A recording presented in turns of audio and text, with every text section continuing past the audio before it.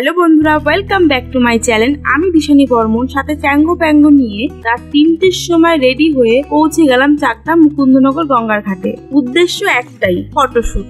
4 জন মিলে প্রায় 1000টা ছবি তুলে আমরা গেলাম খেতে। ডিটেলসে দেখতে হলে পার্ট 1টা দেখে এসো, লিংক আমি ডেসক্রিপশনে দিয়ে দেবো। ভিডিওটা ভালো লাগলে লাইক কমেন্ট শেয়ার করে দিও। গঙ্গার ঘাটটা ঘুরে আমরা চলে এলাম লোকনাথ মন্দিরে।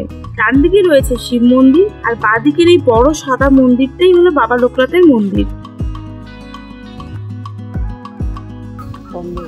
গেট বন্ধ, যা মন্দিরের গেটই বন্ধ। সত্যি বলতে মনটা খুবই খারাপ হয়ে গেল। মুকুন্দনগরে বহুবার এসেছি, কিন্তু লোকনাথ মন্দির দেখা হয়নি। আজও তাই হলো। কি এখানে নাম দিয়ে গড়িয়ে গড়িয়ে পড়ে গেল।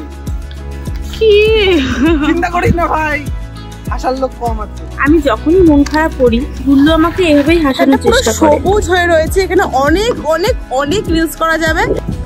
এই লোগো চলবে তো তোরা? হ্যাঁ আমি চলবো না। কে চলবে না? তুই চলবি না? আমি চলবো না। আমার ভয় লাগে না, প্রচন্ড ভয় লাগে। তুই তো মরে যাবি নাকি? আমি মরে যাবো ভাই। এবার কি ওরে নিয়ে গিয়ে তাহলে ও থাক, আমরা সবাই যাবো। আমি তাও ও ভাড়া দেবে ব্যাগ কত সব। সাডেনলি নৌকায় ওঠার কথা শুনে আমরা ভীষণ এক্সাইটেড হয়ে গেছি।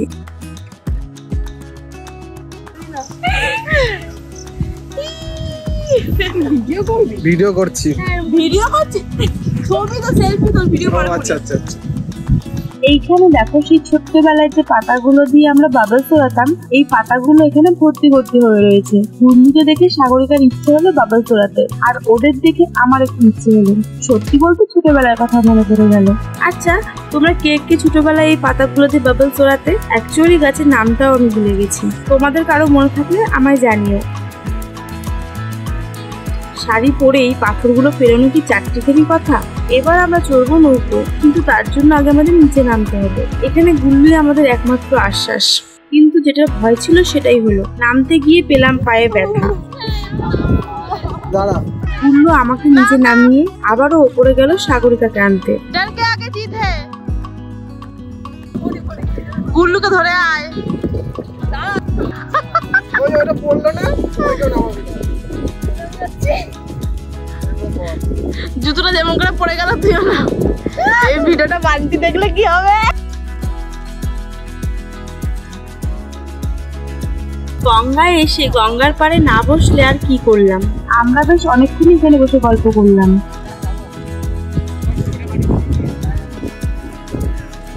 এই উঠবি তো নৌকায়? প্লিজ রিকোয়েস্ট করছি। আমি সাঁতার জানি না। আরে কিছু হবে না, আমরা আছি তো, আমরা সাঁতার জানি তো। আছিস বলেই তোমার বেশি ভয়।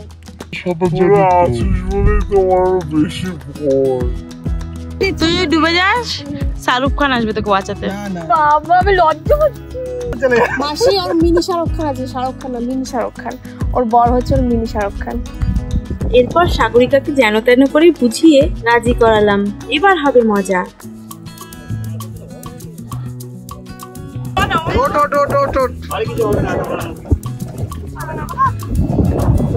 ঠিক আছে, একজন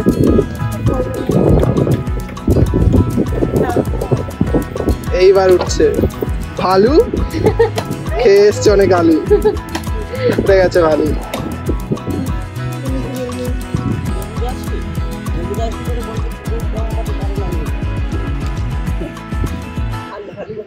নৌকো চলতে শুরু করে দিয়েছে। নৌকোতে উঠে আমরা রীতিমতন কয়েকটা ছবি তুলে নিলাম, কিন্তু সাগরিকা ভীষণ ভয় পাচ্ছিল। আর ওর এক্সপ্রেশন দেখে আমরা রীতিমতন সবাই হাসছিলাম। এদিকে ভয় লাগে কিচ্ছু। জল আছে, জল দে।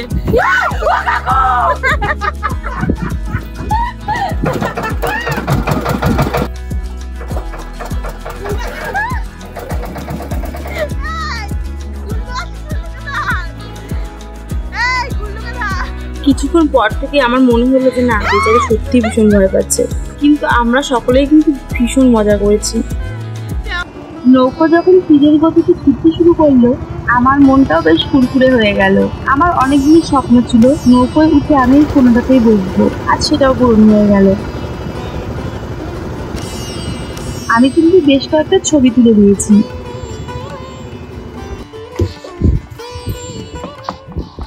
ডাঙায় যেতে গিয়ে আমাদের নৌকো গেল আটকে। আসলে এখানে গঙ্গার পাড়ে এত পরিমাণে কচুরিপানা হয়ে রয়েছে যার জন্য আমাদের নৌকো গেছে আটকে। মাঝি পড়ে গেছে ভীষণ সমস্যায়, না পারছি নৌকা ডাঙায় লাগাতে, না পারছি নৌকো ছাড়াতে। সত্যি বলতে আমরা কখনো এরকম সমস্যার সম্মুখীন হইনি।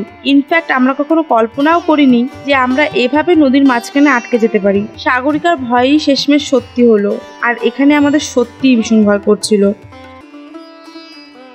এখানে দেখো নৌকার মাঝির নাম্বার দেওয়া রয়েছে। তোমরা যদি কখনো মুকুন্দনগর আসো আর যদি তোমাদের নৌকো চড়ার ইচ্ছে হয় তবে কিন্তু এই নাম্বারটা তোমরা যোগাযোগ করতে পারো।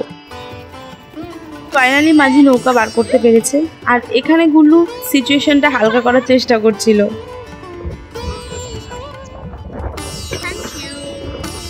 তোমরা দেখো কচুরিপানা থেকে নৌকা বেরিয়ে এসেছে, কিন্তু কচুরিপানা কিন্তু নৌকাকে ছাড়েনি। আমরা এখন যাব ওই চটটার দিকে যেখান থেকে আমরা উঠেছিলাম, ঠিক সেইখানে। দেখলে ধাক্কা মনে মনে কেমন সময় যায়।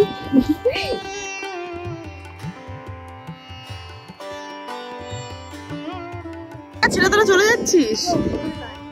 আবার এই পাথরগুলো আমাদের চড়াও করতে হবে। এবার কিন্তু গুল্লু ফোন নিয়ে উঠে গেছে, আমাদের 3টে মেয়েকে একা একাই যেতে হচ্ছে। শাড়ি পরে সত্যি এটা ডিফিকাল্ট।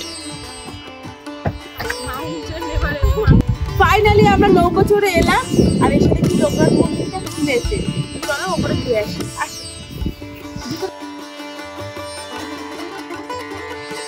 লোকনাথ মন্দিরটা খোলা দেখে আমার মন শান্তিতে ভরে গেল। বড়রা একটা কথা বলে জানো তো, মন থেকে কিছু চাইলে সেটা কিন্তু পূরণ হবেই হবে।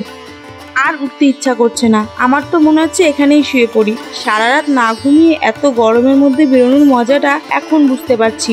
আপাতত এখানে কিছুক্ষণ বসবো, দেন রওনা হব। এখন আমরা বাড়ির দিকে যাচ্ছি। আমি মুকুন্দনগর থেকে বেরোলাম। এখান থেকে একটু এগিয়ে গিয়ে মোড়ের মাথায় নাকি অটো পাওয়া যায়, একদম চাকদা নামাবে সিংহাটের মোড়ে। ওই যে অটো দাঁড়িয়ে আছে আমাদের জন্য। এটা আগে আসতে পারলো অটোকে? ওই যে অটো 20-25 মিনিট পর অটো। কি গুল্লু দৌড়ে দৌড়ে দেখ গেছে। দেখ কি মা, আমরা শাড়ি পরে কি করে দৌড়াবো ভাই? গুল্লু চলে গেছে, এতটা দূর আমাদের এখন হেঁটে যেতে হবে। অটো আমাদের দাঁড়িয়ে আছে। ফাইনালি আমরা অটোটা পেয়ে গেছি। আর মজার বিষয় কি জানো তো, আমরা 4 জন ছাড়া অটোতে আর কোনো প্যাসেঞ্জার নেই। ঠিক যেমন হই হই করে এসেছি ঠিক তেমন ভাবেই বাড়ি ফিরছি।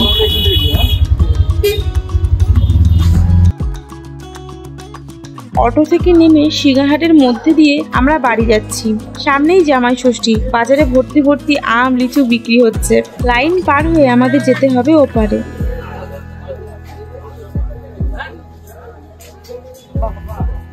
ফাইনালি বাড়ির সামনে চলে এসেছি। ভিডিওটা এখানেই শেষ করছি, দেখা হবে পরের ভিডিওতে। তোমরা সুস্থ থেকো, ভালো থেকো। আজকের মতন টাটা।